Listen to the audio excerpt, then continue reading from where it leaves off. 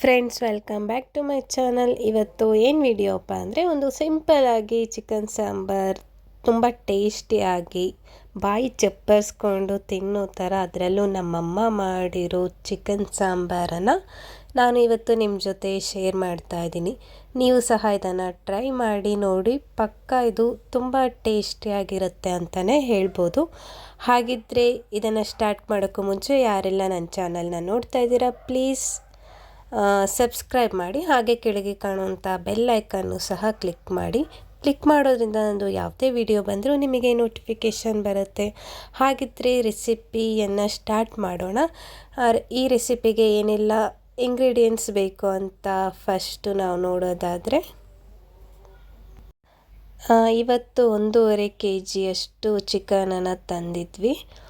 ಅದರಲ್ಲಿ 3/4 kg ಸಾಂಬಾರು, ಇನ್ನೊಂದು 3/4 kg ಕಬಾಬ್ ಮಾಡೋಣ ಅಂತ ಅಂದ್ಕೊಂಡಿದ್ದೀವಿ. ಇವಾಗ ನೀಟಾಗಿ ಚಿಕನನ್ನು ನಾವು ನೀಟಾಗಿ ತೊಳೆದು ಇಟ್ಕೊಂಡಿದ್ದೀವಿ. ನಾವು ಅಂಗಡಿ ಚಿಕನನ್ನು ಯೂಸ್ ಮಾಡೋಲ್ಲ. ನಾವು ಯಾವಾಗಲೂ ಟೆಂಡರಿಂದ ತಂದೆ ಚಿಕನನ್ನು ತಿನ್ನೋದು, ಯಾವಾಗಲೂ ಅದು ಅಭ್ಯಾಸ ಆಗಿಬಿಟ್ಟಿದೆ. 3/4 kg ಚಿಕನಿಗೆ ಏನೆಲ್ಲ ಬೇಕು ಅಂತ ಅಂದರೆ, ಸಾಂಬಾರಿಗೆ ಫಸ್ಟು ತೆಂಗಿನಕಾಯಿ, ಈರುಳ್ಳಿ, ಹಸಿಮೆಣಸಿನ್ಕಾಯಿ, ಬೆಳ್ಳುಳ್ಳಿ, ಶುಂಠಿ, ಹಾಗೆ ಅರಿಶಿನ ಪುಡಿ, ಹಾಗೆ ಗರಂ ಮಸಾಲ, ಖಾರದ ಪುಡಿ, ಅಚ್ಚ ಖಾರದ ಪುಡಿ, ಪುದೀನ ಸೊಪ್ಪು, ಕೊತ್ತಂಬರಿ ಸೊಪ್ಪು, ರುಚಿಗೆ ತಕ್ಕಷ್ಟು ಉಪ್ಪು.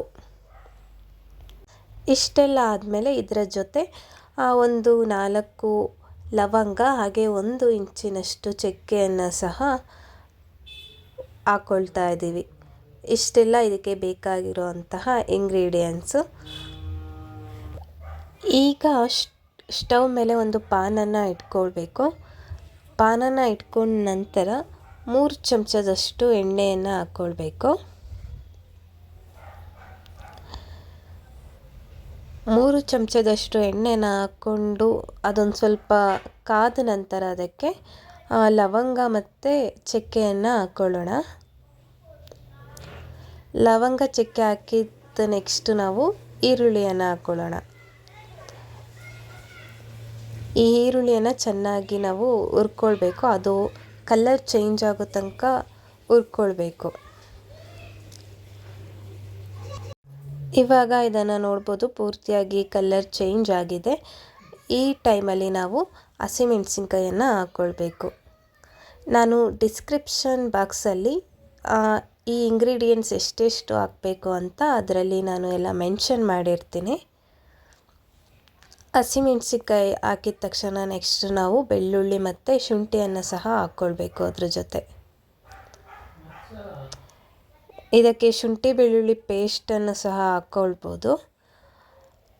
ಅದು ಈ ಥರ ಕಟ್ ಮಾಡಿ ಫ್ರೆಶ್ ಆಗಿ ಹಾಕ್ಕೊಳ್ಳೋದ್ರಿಂದ ಟೇಸ್ಟು ಇನ್ನೂ ಚೆನ್ನಾಗಿರುತ್ತೆ ಅಂತಲೇ ಹೇಳ್ಬೋದು. ಇದಾದ ತಕ್ಷಣ ಕಾಯಿಯನ್ನು ಸಹ ಹಾಕ್ಕೊಳ್ಬೇಕು. ನಾವು ಕಾಯಿನ ಯಾವಾಗಲೂ ತುರ್ಕೊಳ್ಳೋದಿಲ್ಲ, ಯಾವಾಗಲೂ ಈ ಥರ ಸಣ್ಣದಾಗಿ ಕಟ್ ಮಾಡ್ಕೊಂಡು ಹಾಕ್ಕೊಳ್ತೀವಿ. ಇದೆಲ್ಲ ಒಂದು 5 ನಿಮಿಷ ಚೆನ್ನಾಗಿ ಹುರ್ಕೊಳ್ಬೇಕು.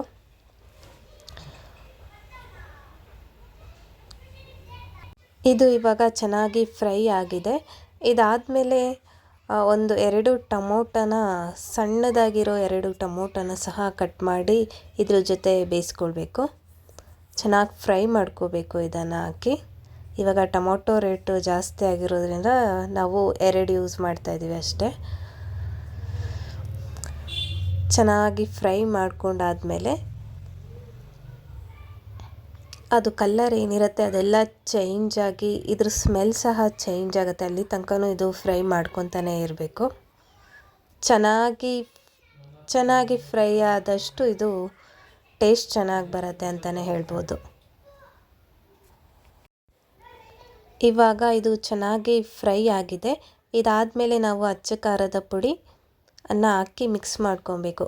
ಇದು ಹಾಕ್ಕೊಳ್ಳೋದಕ್ಕೂ ಮುಂಚೆ ಸ್ಟವನ್ನು ಆಫ್ ಮಾಡ್ಕೋಬೇಕು. ಆಫ್ ಮಾಡ್ಕೊಂಡ್ಮೇಲೆ ಅಚ್ಚ ಖಾರದ ಪುಡಿ, ಆಮೇಲೆ ಗರಂ ಮಸಾಲ ಮತ್ತು ಅರಿಶಿನ ಪುಡಿಯನ್ನು ಹಾಕ್ಕೊಂಡು ಚೆನ್ನಾಗಿ ಮಿಕ್ಸ್ ಮಾಡ್ಕೋಬೇಕು. ಇದು ಮಿಕ್ಸ್ ಆದ ತಕ್ಷಣ ಇದು ತುಂಬ ಬಿಸಿ ಇರುತ್ತಲ್ವ, ಸ್ವಲ್ಪ ಆರೋ ತನಕ ಹಾಗೇ ಬಿಡಬೇಕು. ನೆಕ್ಸ್ಟ್ ಇದು ಪೂರ್ತಿ ತಣ್ಣಗಾದಮೇಲೆ ಇದನ್ನೆಲ್ಲ ಒಂದು ಮಿಕ್ಸಿ ಜಾರಿಗೆ ಹಾಕ್ಕೊಂಡು ಚೆನ್ನಾಗಿ ಅದನ್ನು ಖಾರ ಮಾಡ್ಕೊಂಡು ಅದನ್ನು ರುಬ್ಕೊಳ್ಬೇಕು. ಇದ್ರ ಜೊತೆ ಸ್ವಲ್ಪ ನೀರನ್ನು ಸಹ ಮಿಕ್ಸ್ ಮಾಡ್ಕೊಂಡು ಖಾರ ರುಬ್ಕೊಂಡು ರೆಡಿ ಮಾಡ್ಕೋಬೇಕು. ಇಲ್ಲಿ ನೋಡ್ತಾ ಇರ್ಬೋದು ಖಾರ ನೀಟಾಗಿ ರೆಡಿ ಆಗಿದೆ. ತೀರಾ ನೀರು ಹಾಕ್ದಾಗೆ ಈ ಥರ ಗಟ್ಟಿಯಾಗಿ ರುಬ್ಕೊಳ್ಬೇಕು. ಇದು ರುಬ್ಕೊಂಡಿದ್ದಾದ ತಕ್ಷಣ ಒಂದು ಅಗಲವಾದ ಪಾತ್ರೆಯನ್ನು ಒಲೆ ಮೇಲೆ ಇಟ್ಕೋಬೇಕು. ಪಾನ್ ಬೇಕಂದರೆ ಪಾನ್, ಕಡಾಯಿ ಬೇಕಂದರೆ ಕಡಾಯಿ, ಪಾತ್ರೆ ಬೇಕಂದರೆ ಪಾತ್ರೆ, ಯಾವ್ದು ಬೇಕೋ ಅದನ್ನು ಯೂಸ್ ಮಾಡ್ಕೋಬೋದು. ಈ ಥರ ಒಂದು ಅಗಲವಾದ ಪಾತ್ರೆಯನ್ನು ಇಟ್ಕೊಂಡು ಇದಕ್ಕೆ ಒಂದು 3 ಚಮಚದಷ್ಟು ಎಣ್ಣೆಯನ್ನು ಹಾಕ್ಕೊಳ್ಬೇಕು. ನಾವು ಎಣ್ಣೆನ ಹಾಕ್ಕೊಳ್ಳೋದಕ್ಕೆ ಈ ಥರದೊಂದು ಸಣ್ಣ ಸೌಟನ್ನು ಮಾಡ್ಕೊಂಡು ಇಟ್ಕೊಂಡಿದ್ದೀವಿ. ಈ ಥರ ಮೆಜರ್ಮೆಂಟಲ್ಲಿ 3 ಸ್ಪೂನ್ ಹಾಕ್ತೀವಿ. ನೀವು ಯಾವ ಥರ ಯೂಸ್ ಮಾಡ್ತೀರಾ ಅದರ ಮೇಲೆ ನೀವು ಡಿಸೈಡ್ ಮಾಡಿ ಹಾಕಬೇಕಾಗತ್ತೆ. ನಾವು ಈ ಸೌಟಲ್ಲಿ 3 ಸ್ಪೂನನ್ನು ಎಣ್ಣೆ ಹಾಕಿದ್ದೀವಿ. ಇದು ಎಣ್ಣೆ ಕಾದ ನಂತರ ಇದಕ್ಕೆ ಸ್ವಲ್ಪ ಕರಿಬೇವು ಸೊಪ್ಪನ್ನು ಸಹ ಹಾಕ್ಕೊಳ್ಳೋಣ. ಒಗ್ಗರಣೆಗೆ ಕರಿಬೇವು ಸೊಪ್ಪನ್ನು ಹಾಕಿ ಅದು ಸ್ವಲ್ಪ ಸಿಡಿಯೋಕ್ಕೆ ಸ್ಟಾರ್ಟ್ ಆದಮೇಲೆ ನೆಕ್ಸ್ಟ್ ಅದಕ್ಕೆ ಈರುಳ್ಳಿಯನ್ನು ಹಾಕ್ಕೊಳ್ತೀವಿ.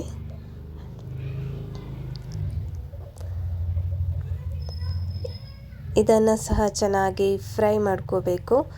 ಈ ಈರುಳ್ಳಿ ಕಲರ್ ಚೇಂಜ್ ಆಗೋ ತನಕ ಫ್ರೈ ಮಾಡ್ತಾ ಇರಬೇಕು. ನೀವು ಸಹ ಇದನ್ನು ಟ್ರೈ ಮಾಡಿ ತಪ್ಪದೆ, ತುಂಬ ರುಚಿಯಾಗಿರುತ್ತೆ ಅಂತಲೇ ಹೇಳ್ಬೋದು.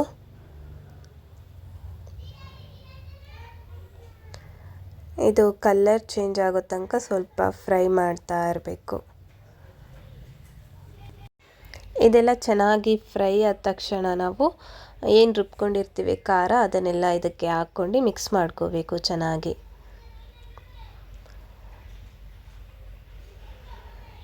ಚೆನ್ನಾಗಿ ಮಿಕ್ಸ್ ಮಾಡಿಕೊಂಡು ಜಾರ್ನಲ್ಲಿ ಉಳಿದಿರೋಂತಹ ಖಾರನೂ ಸಹ ಅದನ್ನು ನೀರು ಹಾಕಿ ಚೆನ್ನಾಗಿ ಮಿಕ್ಸ್ ಮಾಡಿ ಒಂಚೂರು ಖಾರನ ವೇಸ್ಟ್ ಮಾಡ್ದಂಗೆ ನಾವು ಎಲ್ಲವನ್ನು ಇದಕ್ಕೆ ಹಾಕ್ಕೊಳ್ಬೇಕು. ಇದು ಹಾಕಿದ ತಕ್ಷಣ ಇದೊಂದೆರಡು ಕುದಿ ಬರೋ ತನಕ ಹಾಗೆ ಒಂದೆರಡು ಕುದಿ ಬರೋ ತನಕ ಹಾಗೆ ಬಿಡಬೇಕು. ಅದು ಕುದಿ ಬಂದ ಮೇಲೆ ಖಾರದ ಏನೇ ವಾಸನೆ ಸ್ಮೆಲ್ ಇದ್ದರೂ ಅದು ಹೋಗ್ಬಿಡತ್ತೆ. ಆಮೇಲೆ ಸಾರು ಸಹ ತುಂಬ ಟೇಸ್ಟ್ ಆಗಿರುತ್ತೆ ಅಂತಲೇ ಹೇಳ್ಬೋದು. ಚೆನ್ನಾಗಿ ಫ್ರೈ ಮಾಡ್ಕೋಬೇಕು. ಇವಾಗ ಇದು ಚೆನ್ನಾಗಿ ಫ್ರೈ ಆಗಿದೆ, ನೋಡ್ತಾ ಇರ್ಬೋದು ಕುದಿ ಬರ್ತಾ ಇದೆ ಅದು. ಈ ಟೈಮಲ್ಲಿ ನಾವು ಚಿಕನನ್ನು ಹಾಕ್ಕೊಳ್ಬೇಕು. ಇದಕ್ಕೆ ಫಸ್ಟೇ ಹೇಳಿದ್ದೀವಿ 3/4 kg ಚಿಕನನ್ನು ನಾವು ಇವತ್ತು ಸಾಂಬಾರು ಮಾಡ್ತಾ ಇರೋದು. 3/4 kg ಚಿಕನನ್ನು ಯೂಸ್ ಮಾಡ್ಕೊಂಡು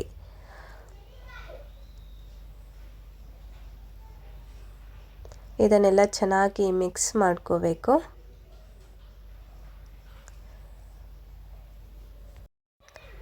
ಮಿಕ್ಸ್ ಆದಮೇಲೆ ಇದು ನಮಗೆ ಎಷ್ಟು ಬೇಕೋ ಅಷ್ಟು ನೀರನ್ನು ಹಾಕ್ಕೊಳ್ಬೇಕು.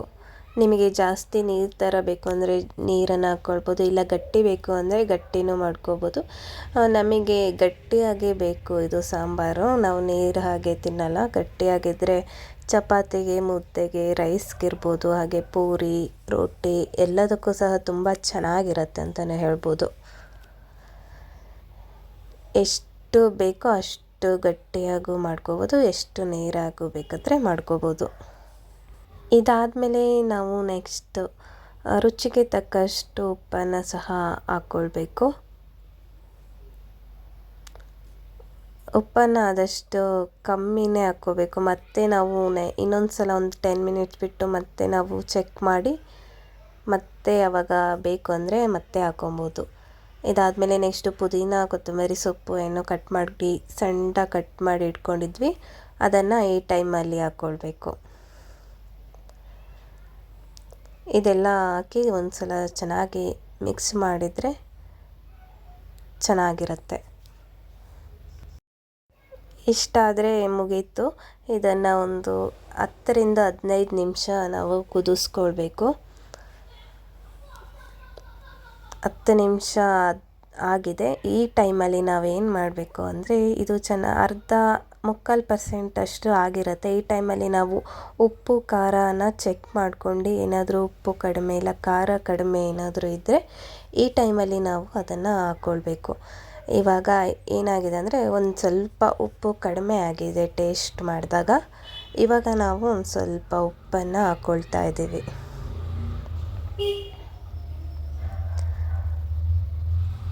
ಒಂದು ಸ್ವಲ್ಪ ಟೇಸ್ಟ್ ಮಾಡಿ ಏನಾದರೂ ಕಡಿಮೆ ಇದ್ದರೆ ಹಾಕ್ಕೊಳ್ಬೇಕು. ಉಪ್ಪು ಸ್ವಲ್ಪ ಕಡಿಮೆ ಇತ್ತು, ಹಾಗಾಗಿ ಒಂಚೂರು ಉಪ್ಪನ್ನು ಹಾಕ್ಕೊಂಡ್ವಿ. ಇದಾಗಿ ಇನ್ನೊಂದು 5 ನಿಮಿಷ ಕುದಿಸ್ಕೊಂಡ್ರೆ ಚಿಕನ್ ಸಾಂಬಾರ್, ನಮ್ಮಮ್ಮ ಮಾಡಿದ ಚಿಕನ್ ಸಾಂಬಾರ್ ರೆಡಿ ಆಗಿಬಿಡತ್ತೆ. ಯಾರೆಲ್ಲ ನನ್ನ ಚಾನಲ್ನ ಇಲ್ಲಿ ತನಕ ನೋಡಿದ್ರಿ ಎಲ್ರಿಗೂ ತುಂಬ ಥ್ಯಾಂಕ್ಸ್ ಅಂತಲೇ ಹೇಳ್ತೇನೆ. ಹೀಗೆ ನನಗೆ ಸಪೋರ್ಟ್ ಮಾಡ್ತಾ ಇರಿ. ಚಿಕನ್ ಸಾಂಬಾರ್ ರೆಡಿ ಆಗಿದೆ ಫುಲ್ಲು. ಸ್ಮೆಲ್ ಅಂತೂ ತುಂಬ ಗಮ್ ಅಂತದೆ, ಅದಕ್ಕೋಸ್ಕರ ನಾನು ಫಸ್ಟ್ ಇದನ್ನು ತಿನ್ನಲೇಬೇಕು. ಅನ್ನದ ಜೊತೆ, ಅದ್ರ ಜೊತೆ ಒಂದೆರಡು ಈರುಳ್ಳಿ, ನಿಂಬೆಹಣ್ಣು, ಸೌತೆಕಾಯಿ, ಅನ್ನದ ಜೊತೆ ಅಂತೂ ಸೂಪರಾಗಿರುತ್ತೆ.